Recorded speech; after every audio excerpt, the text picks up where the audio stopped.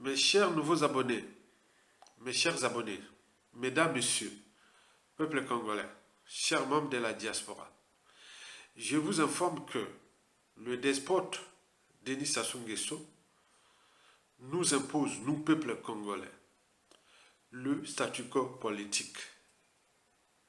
Et parallèlement, les Mboshi et la France-Afrique sont discrètement d'accord, c'est-à-dire complices. Comme le disait d'ailleurs Monseigneur Desmond Tutu, devant l'injustice, l'oppression et la barbarie, si vous choisissez de ne rien faire, vous devenez alors une partie du problème. Devant l'injustice, l'oppression et la barbarie, si vous choisissez de ne rien faire, vous devenez une partie du problème. Donc les Mboshi et la France-Afrique deviennent eux aussi une partie du problème. Et pour combien de temps encore? Alors, c'est quoi le statu quo? Le statu quo, c'est comme si on vous immobilise. Par exemple, quand vous regardez les serpents bois, il peut immobiliser sa poigne autour de ses anneaux et il les tient comme ça. C'est comme le catch, dans le combat de catch. Donc on vous a catché. Donc la France-Afrique, Denis Sassou Nguesso, avec les moyens de l'État dont il dispose, il nous a catchés, nous, peuple congolais, individuellement et collectivement, du nord au sud et de l'est à l'ouest. C'est pareil. C'est comme dans vous voyez les serpents bois.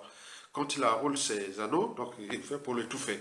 Donc nous, peuple congolais, on est étouffé. Donc ces anneaux-là sont les moyens de l'État, c'est-à-dire les administrations, les institutions, la diplomatie, les services secrets et tout ce qui est de l'État. Donc il a pris ces moyens-là, il exerce des pressions sur nous, peuple congolais, à travers les moyens de l'État dont il dispose.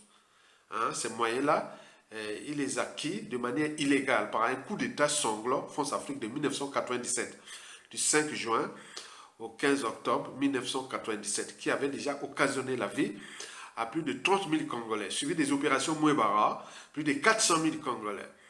Et donc là, c'est un crime contre l'humanité qui n'est pas encore résolu, puisque Sassou Nguesso est la pièce maîtresse de la France-Afrique. Donc on ne peut pas être au four au moulin, on ne peut pas être juge et parti. Donc Sassou est protégé par la France, donc Sassou, on ne peut pas l'envoyer à la CPI. Non, certainement pas. La France, voilà, donc Sassou Nguesso est là, le pion où la France agit par procuration pour respecter l'ordre néocolonial. Point barre. Et donc là, nous sommes étouffés, ce qu'on appelle le statu quo, l'immobilisme.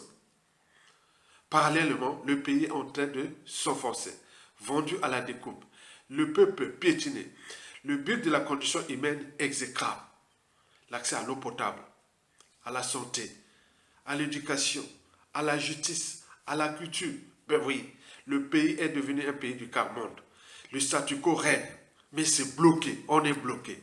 Là, avec la complicité d'Mboshi et de la France-Afrique. Ils font équipe, parce qu'ils contrôlent tous les moyens de l'État. La France-Afrique, les moyens de pression extérieure et tout compagnie, et les Mboshi qui ont pris les instances du pouvoir au pays, donc ils contrôlent les administrations, les armées, tout ce qui arrive. Voilà. Donc c'est ça. Mais le pays est en train d'être étouffé. Mais on n'est pas encore mort. Hein. C'est une bataille. Donc malgré l'étouffement, et là, donc on ne peut pas, il cherche à étouffer le peuple congolais, mais il ne peut pas, il peut pas. Donc on résiste et c'est bien comme ça. Et donc voilà pour la définition du statu quo. Bon, déjà, il faut se dire que pour se libérer du statu quo, il y a plusieurs moyens de se libérer du statu quo. Bon, nous, ce serait déjà nous, peuple congolais.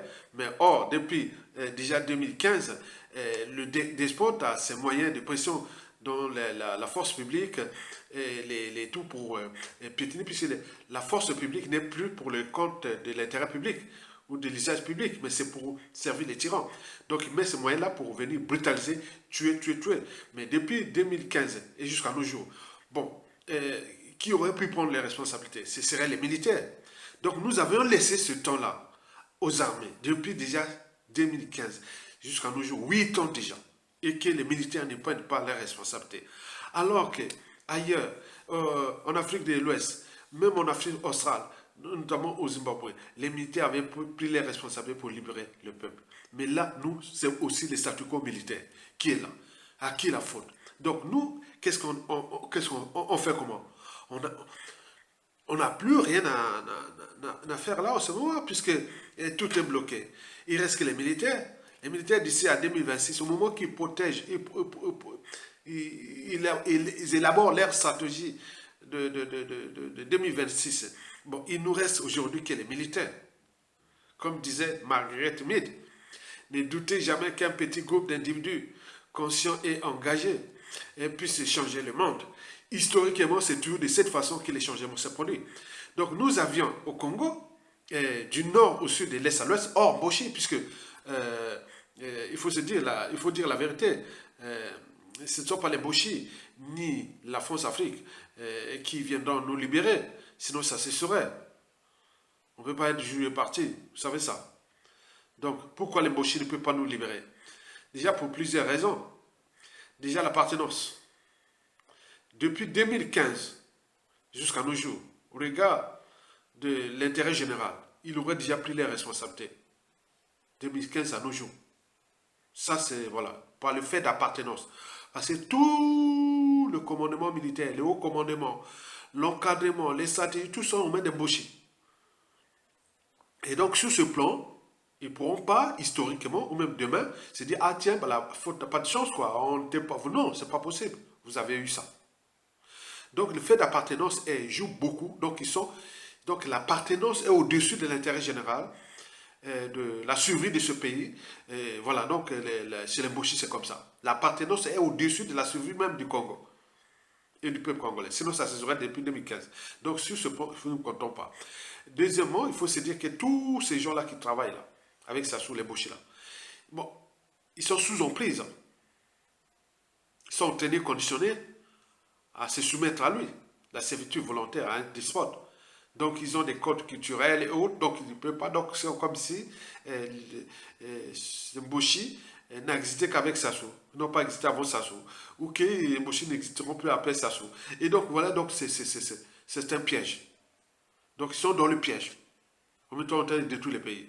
Et là, vous allez voir, au moment que la chute de Sassou, quand il y a celui qui va prendre le pouvoir, s'il n'est pas de Mboshi, vous verrez que tout ça sera exposé. Les Mboshi vont prendre une responsabilité historique très lourde. Ça, c'est sûr, vous verrez après. Bon, ce n'est pas que l'appartenance et l'emprise, mais il faut savoir qu'ils sont aussi dans le piège. Parce qu'on leur a distribué des biens mal acquis, ils ont tout là du pays. Mais comment perdre? Donc, ils ont la perte de lendemain. Mais c'est un piège parce que l'État était bien commun. Ce n'est pas eux, c'est à nous tous. Donc, si vous êtes à vous qui retardez l'énergie potentielle de règlement des comptes, de scènes de vengeance, tout ce qui est là, il faut le dire la vérité. Ça va se passer s'ils ne prennent pas les responsabilités. Mais quant à la France-Afrique, il faut se dire qu'il ne nous reste que les rapports de force. La France-Afrique ne va pas libérer nous, peuple congolais. Regarde ce qui se passe en Afrique de l'Ouest.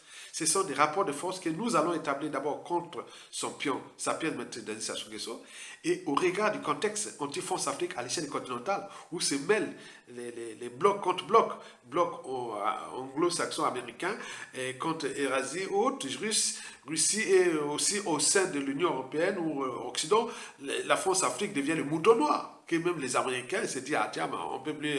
Voilà, donc c'est minable, aujourd'hui la France Afrique, voilà. Donc c'est ça qu'il faut en tenir compte, que les Mboshi et la France-Afrique portent une lourde responsabilité historique au regard du déclassement généralisé du Congo et de la carmonisation du Congo et autres. Donc c'est à nous, peuple congolais, dignes fils de ce pays, au niveau politico-intellectuel et militaire, du nord au sud et de l'est à l'ouest. Il faut maintenant commencer à se regrouper. Le contexte est bon. Et donc, nous laissons ces vidéos-là les signaux d'alerte. Donc, pour ceux et celles qui veulent déposer Sassou Nguesso, les stratégies sont déjà là. Ils sont là en Afrique de l'Ouest. Ils ont donné sur un plateau d'argent. C'est comme quelqu'un qui vous dit, bon ben, copie ça, c'est ça, c'est ça. Tu n'arrives pas à copier. On dit, bon ben, tu étais en prison, mais sors, la porte est ouverte, tu ne peux pas sortir. Mais c'est quoi ce peu? Tout est là sur un plateau d'argent, les stratégies. Au Mali, au Burkina Faso, au Niger, comment on joue les stratégies quand on est militaire pour déposer sa souche. Ce n'est plus le coup d'État qu'on cherche les armes. Les armes, c'est moi, c'est pour impressionner. Même avec un calibre 12, vous pouvez descendre ça sous Nguesso. Il suffit de stratégies, vous arrivez là où il est et vous arrêtez, vous faites des stratégies comme ils ont passé hier. Donc étudions ces stratégies-là. Et ce sont ces stratégies, comment ils ont arrêté les dirigeants là-bas en Afrique de l'Ouest, que je vais vous les donner chaque fois que je vais que faire ça. Parce que d'ici 2026, la solution n'est que militaire. Parce que Sassou peut continuer à faire jouer à ses élections. Ça, oui, il a son agenda. Hein. Même les dictateurs, avant de déposer, même à 1 heure avant, ils croyaient que bon, ben, l'agenda était là, qui était tranquille. Mais à tout instant, boum, vous voyez comme le caïman. Hein, le caïman en Amérique du Sud, il vient dans l'eau comme ça, non, pas le caïman, le jaguar. Il voit comme ça, le caïman est sur une plage.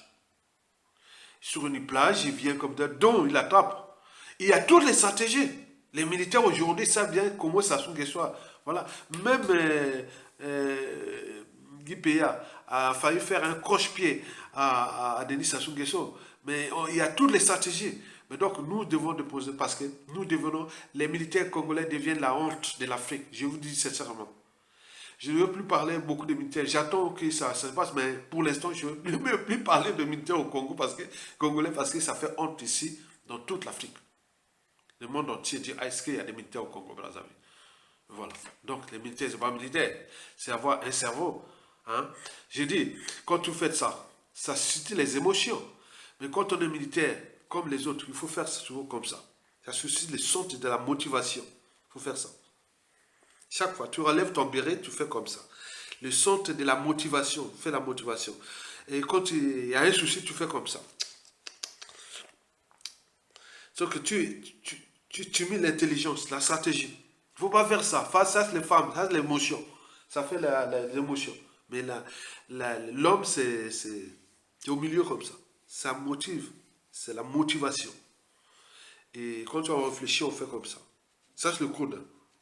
Donc, quand on voyait Aya ou autre qui a une situation, tu viens comme ça. Donc, quand je fais comme ça, c'est la motivation. Je me motive.